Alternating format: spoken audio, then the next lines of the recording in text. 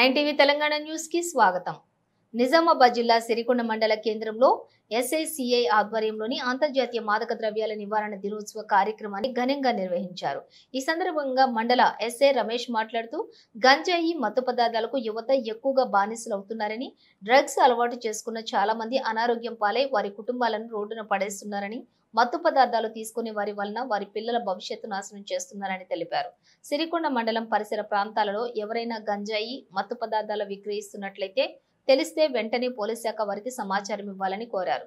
ఈ కార్యక్రమంలో CI Bhikshapathi, SI Ramesh, staff పాల్గొన్నారు.